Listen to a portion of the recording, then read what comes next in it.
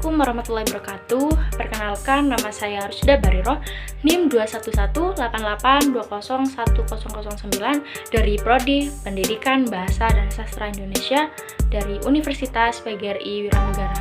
Baik, di sini saya akan mempresentasikan mata kuliah Sosiolinguistik berjudul tentang anak muda dan perubahan dalam lingkungan new media. Dunia maya atau cyber merupakan gudang untuk memperoleh informasi secara luas dan tidak terbatas. Perkembangan internet yang begitu pesat membawa dampak yang begitu besar dalam menggali informasi. Identitas nasional adalah sebuah ciri khas dari bangsa yang menunjukkan jati diri dan membedakan dengan bangsa lain. Unsur pembentuk identitas nasional meliputi suku bangsa, agama, bahasa, dan kebudayaan. Identitas nasional juga terbentuk karena perasaan bersebangsa dan setanah air yang berkaitan erat dengan semangat kebangsaan dan rasa cinta tanah air.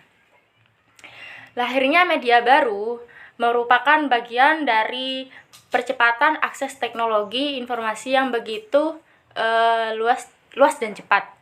Berkat kemudahan penggunaan yang ditawarkan media baru, pengguna media baru dapat lebih mudah beradaptasi dan bersosialisasi secara massal. Nah, media baru juga memiliki dampak besar pada preferensi orang untuk sumber informasi. Dinamika informasi yang serba guna diimbangi dengan berbagai fungsi yang memfasilitasi akses ke media baru. Media baru juga memungkinkan setiap orang untuk berinteraksi dan menghilangkan jarak komunikasi di antara mereka. Sifat media baru yang lebih fleksibel merupakan pilihan bagi semua orang, termasuk remaja, kaum muda. Nah, kita remaja menggunakan media untuk dapat berbagai keberadaannya. Pada dasarnya dapat dilihat bahwa media baru juga memungkinkan anak muda untuk berpartisipasi dalam kehidupan sosial budaya. Misalnya, banyak kan keinginan yang dapat dimasukkan ke dalam media, maksudnya ke media baru. Nah, media baru ini memungkinkan komunikasi yang efektif dan efisien di segala bidang. Perlahan tapi pasti. Nah, media baru mengubah anak muda menjadi pemuda dunia maya. Dari sisi psikologis, media baru merupakan jalan bagi anak muda untuk menemukan jati diri. Remaja secara psikologis masih dipengaruhi oleh persepsi orang lain. Dan remaja juga tetap mempertimbangkan pendapat orang lain. Penting baginya, media seringkali juga memberikan dampak negatif bagi perkembangan atau pola pikir anak muda.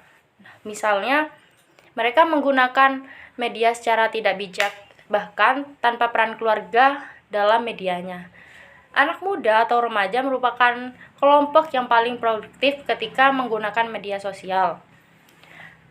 Karena melalui media sosial, remaja dapat mengekspresikan diri, bersosialisasi, berpartisipasi dalam masyarakat, meningkatkan kreativitas dan mempelajari keterampilan baru. Pengaruh juga media sosial terhadap bahasa Gen Z sangat mengesankan. Karena media sosial adalah media yang dapat diakses oleh semua orang, dari anak-anak hingga dewasa. Dan pengguna terbesarnya adalah remaja, yang mayoritas adalah Gen Z. Penggunaannya sering disebut bahasa gaul.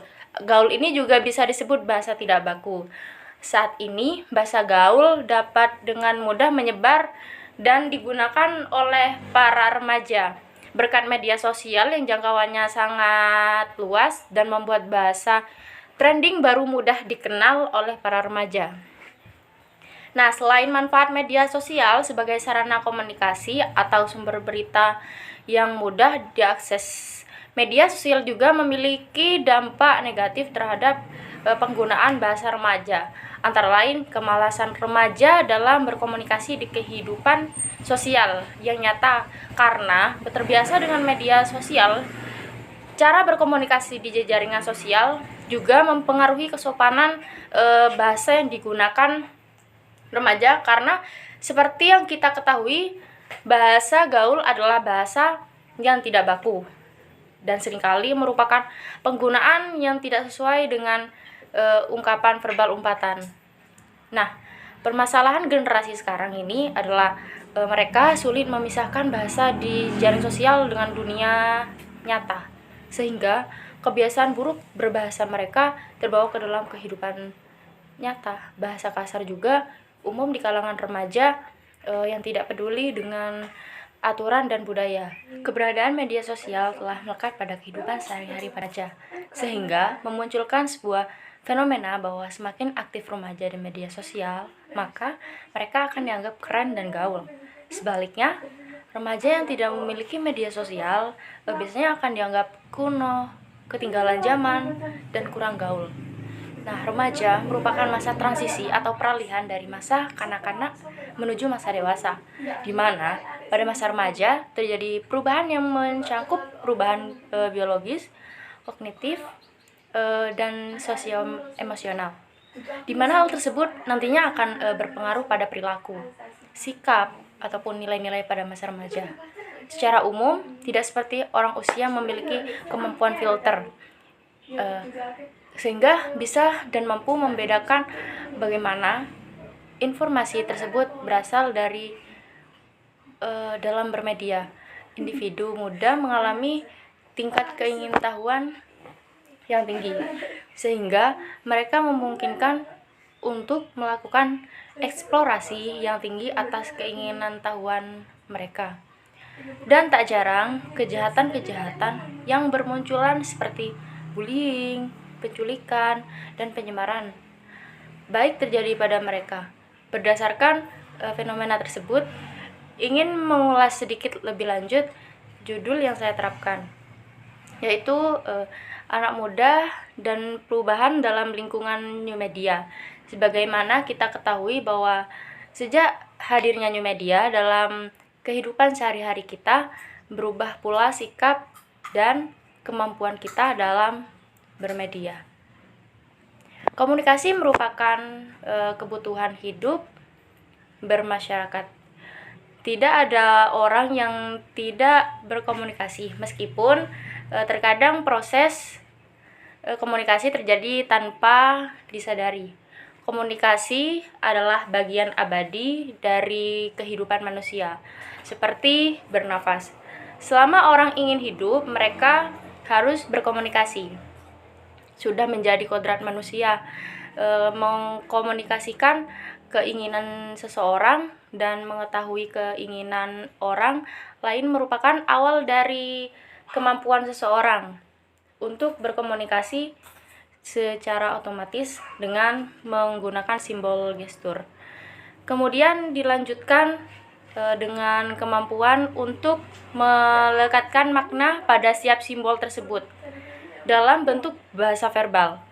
Meminjamkan simbol komunikasi digunakan untuk menyampaikan pesan, sehingga antara pengirim dan penerima muncul makna yang sama dari simbol tersebut. Interaksi simbol berdasarkan pada gagasan individu dalam pertukaran simbol yang bermakna. Perilaku manusia harus dilihat sebagai proses yang memungkinkan perorganisasian dan interpretasi pesan, dan kemudian pembentukan harapan seseorang terhadap penilaian orang lain. Proses juga penyampaian pesan dipengaruhi oleh stimulus yang diterima oleh medium dan respon ataupun umpan balik. Nah, efektivitas pesan ditentukan oleh bagaimana pesan disampaikan. Saat ini model penyampaian pesan berubah seiring dengan perkembangan teknologi. Jika dulu orang berkomunikasi melalui cara tradisional ataupun tatap muka, kini bantuan teknologi orang dapat berkomunikasi tanpa batasan ruang dan waktu. Nah, penggunaan teknologi komunikasi menjadi sangat penting ketika manusia hanya perlu mengirimkan simbol untuk menyampaikan pesan. Contoh pengaruh bahasa di dalam dunia cyber ialah tentang adanya cyberbullying. Cyberbullying adalah intimidasi atau pelecehan menggunakan teknologi digital. Ini dapat terjadi di media sosial, platform obrolan, platform game, dan ponsel. Sementara itu, menurut Think Before Text, cyberbullying adalah perilaku agresif dan disengaja berulang dari waktu ke waktu oleh kelompok atau individu dengan menggunakan media elektronik terhadap seseorang yang dianggap tidak mudah untuk dilawan. Terjadi ketidakseimbangan kekuatan antara pelaku dan korban. Perbedaan kekuatan dalam hal ini mengacu pada persepsi kemampuan fisik dan mental. Nah, cyberbullying merupakan perilaku berulang yang ditunjukkan untuk menakuti, membuat marah, atau mempermalukan mereka yang terjadi sasaran. Nah, di contoh pertama ada menyebarkan kebohongan tentang seseorang atau memposting foto memalukan tentang seseorang di media sosial. Nah, yang nomor 2, mengirim pesan atau ancaman yang menyakitkan melalui platform chatting, menuliskan kata-kata menyakitkan pada kolom komentar di media sosial, atau memposting sesuatu yang memalukan atau menyakitkan. Nah, yang nomor 3 ini ada meniru atau mengatasnamakan seseorang, misalnya dengan akun palsu atau masuk melalui akun seseorang dan mengirim pesan jahat kepada orang lain atas nama mereka. Nah, yang nomor 4 di sini ada trolling atau pengiriman pesan yang mengancam atau menjengkelkan di jaring sosial, ruang obrolan, atau game online. Dan untuk yang nomor 5 ada mengucilkan, mengecualikan anak-anak dari game online, aktivitas atau grup pertemanan, menyiapkan, membuat situs atau grup chat yang berisi kebencian tentang seseorang atau dengan tujuan untuk menebar kebencian terhadap seseorang. Menghasut anak-anak atau remaja lainnya untuk mempermalukan seseorang, memberikan suara untuk atau menentukan seseorang untuk dalam jajak pendapat yang melecehkan. Dan yang nomor 6 di sini membuat akun palsu, membajak atau mencuri identitas online untuk mempermalukan seseorang atau menyebabkan masalah dalam menggunakan nama mereka. Dan yang terakhir di sini ada memaksa anak-anak agar mengirimkan gambar sensual atau terlibat dalam percakapan seksual. Nah, bullying secara langsung atau tatap muka dan cyberbullying seringkali dapat terjadi secara bersamaan. Namun, cyberbullying ini meninggalkan jejak digital, sebuah rekaman atau catatan yang dapat berguna dan memberikan bukti ketika membantu menghentikan perilaku salah ini.